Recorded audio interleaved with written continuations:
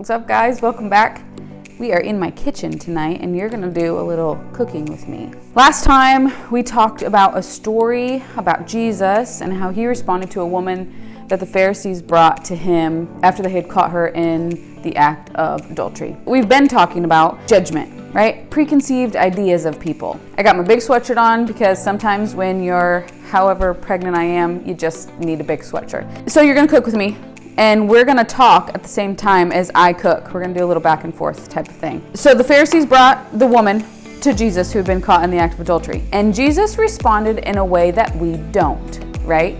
We tend to respond immediately with negativity, right? As soon as someone brings somebody negative to us, something has happened and they bring them to us, we immediately put something negative on it. But Jesus did something different that we should probably take notes of. He responded in love, but he responded in a way that makes you realize that anyone can change. Both the Pharisees and the woman were in the wrong, right? They were in the wrong. And he knew, he believed, and he responded as if everybody can radically change. Just like this. Maybe some of you don't know what this is. This is called a spaghetti squash. And I'm going to radically change this and cream cheese. Maybe some of you are grossed out by cream cheese. My husband's not a big cream cheese fan. Now, when it's in something, he's good. But when it's out of something, he could probably gag about it. Heavy whipping cream makes me gag. Butter, everybody likes a little butter. Come on. Those things, along with some spices, and this are going to radically change. The middle looks different than the outside. Probably a lot of you are grossed out by vegetables. This is a vegetable, welcome. However, it's not gross. This angle is very good for my belly. Now you can see why I want to wear a big sweatshirt. Okay, so my vegetable spaghetti squash is in the oven. And now I want to talk about when we respond with the negative judgment and hate, because that's really what it is, as we do, we're really only responding to part of the person. We haven't responded to all of the person. When I took you to my pond, you hadn't seen the bottom of the pond. You hadn't seen the sludge. We were just responding to the overall beauty. When Jesus responded to those people, he was responding with love. So my question is, what if we did that? What if we responded in love and just made the assumption that everyone could radically change like he did? It's gonna be tricky because we're so used to not doing that. But I think it's a really good challenge, and I think it's something that everybody needs to realize that we do. Just like with these ingredients. Let's take my son, for example. When he sees something that he does not like, it's easy for him to say like, oh, no, not that. I don't, I don't really know. I don't really think I want to eat that. Maybe something else. But if I cook it before he sees what goes into it and he just sees the whole picture, he's good. That's what we do.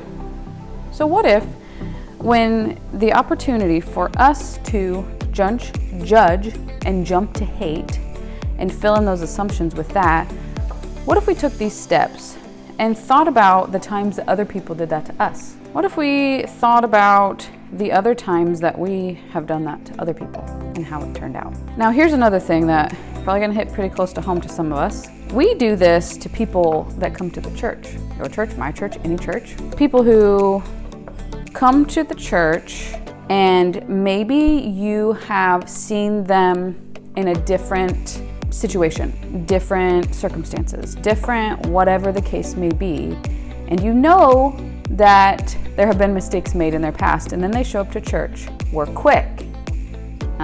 We're quick to recall those negative things, and we're quick to judge, and we're quick to jump to hate. That's not our role. Our role is to love. Jesus can handle the rest. God can handle the rest. Our role is to love, to see them as someone who can radically change, just like us, just like you, just like me. I have radically changed.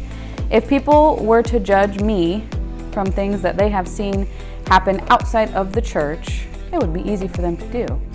It would be easy for them to do it to you too, but that's not our role. Again, our role is to judge the whole picture. Your role is to not judge my cream cheese, right? But to judge my sauce when it's done. Your role is not to judge my squash, but to judge the whole dish when it's done. here we are. Oh, can't touch it. Why? Because they need to hear me.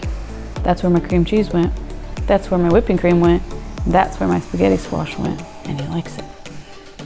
So, point number 1, give it a shot. Spaghetti squash is pretty good. Point number 2, and the point of this is respond with love. Respond to the whole picture of the person. Respond to the whole meal, right? Once it's all cooked, whoever cooks at your house, whoever cooks wherever you live, the whole meal is different than the ingredients that go in. And we should take a chance on people. Assume that they can radically change. If Jesus hadn't taken a chance on me and known that I could radically change, I wouldn't be who I am today. And that's how we should model our behavior after other people too. Respond with love, not with hate. We're gonna eat. See you later. Say bye-bye. Bye-bye. Bye-bye.